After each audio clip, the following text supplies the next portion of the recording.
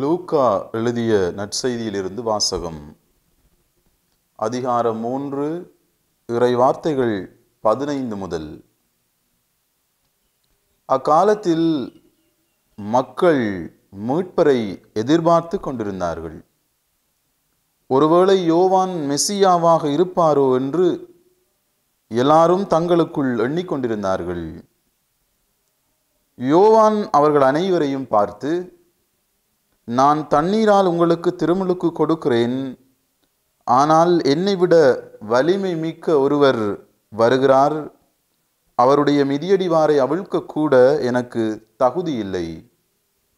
அவர் தூய ஆவி என்னும் நெருப்பால் உங்களுக்கு திருமுழுக்கு கொடுப்பார்.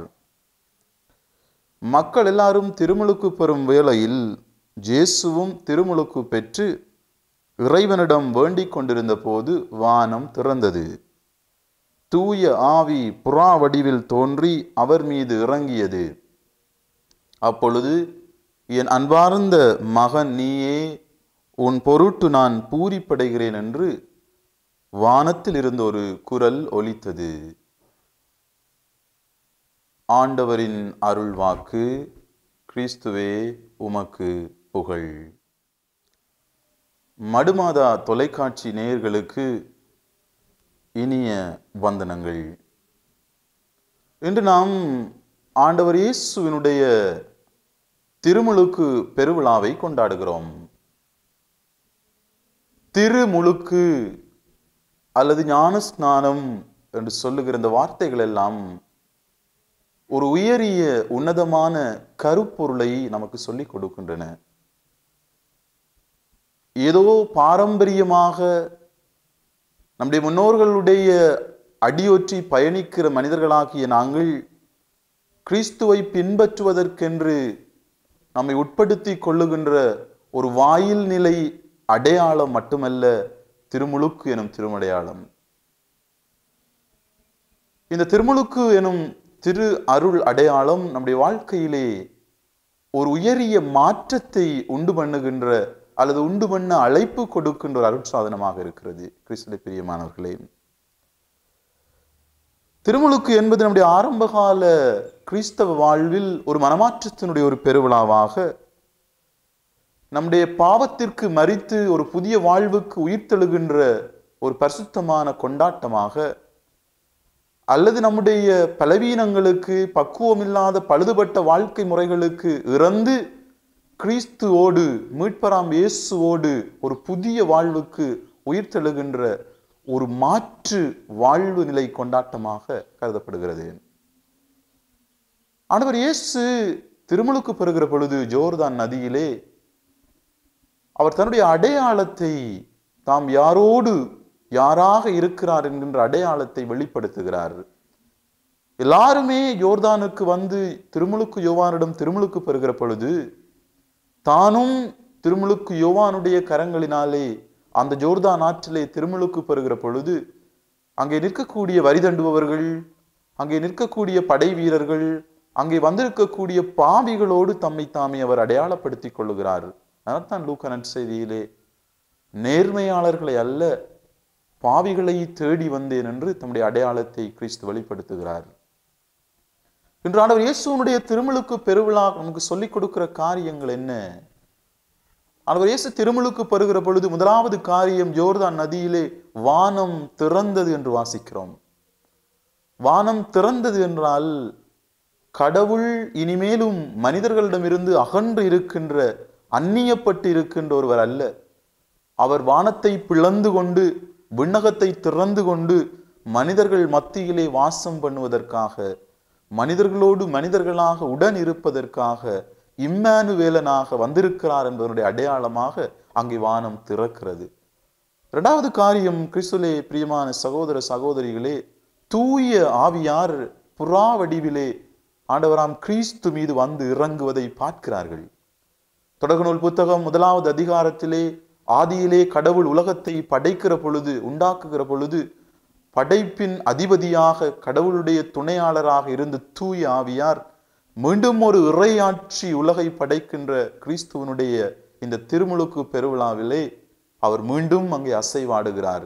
கிறிஸ்து மீது வந்து தங்குகிறார். இதோ புதியதொரு வழியை, புதியதொரு வாழ்வை கொடுக்கிறோம் என்று சொல்வது போல மூவொரு திருத்துவம் அந்த யோர்தான் ஆற்றிலே பிரசன்னப்படுகிறது. ஆகவே கிறிஸ்துடைய திருமுழுக்கு நமக்கு சொல்லிக் கொடுக்கிற ஒரு காரியம், நம் மத்தியிலே ஒரு இறையாட்சி மலருகிறது, ஒரு புதிய வாழ்வு மாற்றம் இறையரசின் அடியொற்றி பிறக்கிறது என்பதாக இருக்கிறது. மூன்றாவது காரியம், கிறிஸ்துவிலே பிரியமானவர்களே, தந்தையாகிய இறைவனுடைய அக்களிப்பு, பூரிப்பு. இவரே என்னுடைய அன்பார்ந்த மகன், இவர் பொருட்டு நான் பூரிப்படைகிறேன் என்ற வார்த்தைகள் நம்முடைய திருமுழுக்கை நமக்கு நினைவுபடுத்துகின்றன. நாம் திருமுழுக்கு பெறுகிற பொழுது, கிறிஸ்துவிலே பிரியமான சகோதர சகோதரிகளே, நாம் குழந்தைகளாக இருந்தாலும் சரி அல்லது வயதுக்கு வந்தவர்களாக இருந்தாலும் சரி, நம்முடைய திருமுழுக்கின் பொழுது தந்தையாக இறைவன் நம் பொருட்டு மகிழ்ச்சி அடைகிறார். இதோ என்னுடைய மகன், இதோ என்னுடைய மகள், என்னுடைய சுவிகார மகனாக மகளாக மாற்றம் பெறுகிறாள், புதிதாக படைக்கப்படுகிறாள் என்கின்ற உணர்வை தந்தையாகிய கடவுள் நம் பொருட்டு வெளிப்படுத்துகிறார் என்பதை ஆண்டவர் இயேசுவினுடைய திருமுழுக்கு பெருவிழா நமக்கு சொல்லிக் கொடுக்கிறது. ஆகவே திருமுழுக்கு பெருவிழாவை இன்றைய நாளில் நாம் கொண்டாடுகிற பொழுது, நாம் ஒவ்வொருவரும் பெற்றுக்கொண்ட திருமுழுக்கை நாம் அர்த்தமுள்ளதாக்க மாற்ற நாம் முயற்சி செய்ய வேண்டும். எப்படி நம்முடைய திருமுழுக்கை நாம் அர்த்தமுள்ளதாக்குவது? அன்று ஜோர்தானிலே ஆண்டவர் இயேசுவினுடைய திருமுழுக்கின் பொழுது ஊற்றெடுத்த அந்த தண்ணீர் அது அவருடைய வாழ்வு முழுவதுமாக வழிதோடி ஓண்டி வந்து கல்வாரியிலே அது ஒரு பணியின் பரிஸ்கரிப்பாக, ஒரு பணியின் பரிணாமமாக மாற்றம் பெறுகிறது. அவருடைய விழாவிலிருந்து வழிந்து வந்து இந்த உலகத்திற்கு மீட்பு கொடுக்கிற ஒரு தண்ணீராக மாற்றம் பெறுகிறது. நம்முடைய திருமுழுக்கும் அது ஒரு மனமாற்ற கொண்டாட்டமாக ஆரம்பித்து நம்முடைய பணி வாழ்விலே நம்மை உட்படுத்த வேண்டும். அடுத்தவருக்கு உதவி செய்கின்ற, அடுத்தவரில் கிறிஸ்துவை கடவுளை காண்கின்ற ஒரு உன்னதமான உயரிய பணி வாழ்வுக்கு நம்மை அது அழைத்து செல்ல வேண்டும். அப்பொழுதுதான் நாம் பெற்ற திருமுழுக்கு நம்முடைய கிறிஸ்தவ வாழ்விலே ஒரு அர்த்தம் உள்ளதாகும். அப்பொழுதுதான் நாம் தெரிந்து கொண்ட புதிய பெயராகிய கிறிஸ்து அவன், கிறிஸ்து அவள் என்று சொல்லுகிற அந்த பெயர் அர்த்தம் முலாம் பெறும். கிறிஸ்துவிலே பிரியமானவர்களே, ஆகவே ஏனைய அருட்சாதனங்களைப் போல திருமுழுக்கும் ஒரு அருட்சாதனம். இந்த அருட்சாதனம் எப்படிப்பட்ட ஒரு அருட்சாதனம் என்று சொன்னால், it's a mystery to be believed என்று சொல்வார்கள். இந்த அருட்சாதனம் என்பது நம்பப்பட வேண்டிய ஒரு மறைபொருளாக இருக்கிறது. திருமுழுக்கின் மூலம் நாம் மாற்றம் பெறுகிறோம், பாவத்திற்கு செத்து புதிய வாழ்விற்கு உயிர் பெறுகிறோம் என்று சொல்கிற அந்த விசுவாசத்தை நாம் நமதாக்கி கொள்ள வேண்டும். திருமுழுக்கு என்பது ஒரு சாதாரணமாக நம்பப்பட வேண்டிய ஒரு அருட்சாதனம் மட்டுமல்ல, it's a mystery to be celebrated என்று சொல்லுவார்கள். அது கொண்டாடப்பட வேண்டிய ஒரு மறைபொருள். திருமுழுக்கு என்பது ஒரு தனிமனித கொண்டாட்டம் மட்டுமல்ல, அது ஒரு சமூக கொண்டாட்டம். பெற்றோர்கள், ஞான பெற்றோர்கள், பங்கு மக்கள், உற்றார் உறவினர் என்று எல்லோருமே சேர்ந்து கடவுளுடைய பிள்ளையாக ஒருவன் மலர்கிறான் என்பதை கொண்டாட வேண்டிய ஒரு சமூக கொண்டாட்டமாக இருக்கிறது. மூன்றாவதாக, திருமுழுக்கு என்பது வாழப்பட வேண்டிய ஒரு மறைபொருள். It's a mystery to be lived என்று சொல்லுவார்கள். திருமுழுக்கை நாம் எப்படி வாழ்வது? நம்முடைய பணி வாழ்வின் மூலமாக. நாம் எடுத்து வைக்கின்ற ஒவ்வொரு பாதையின் அடிகளும் பணியை மையப்படுத்தியதாக.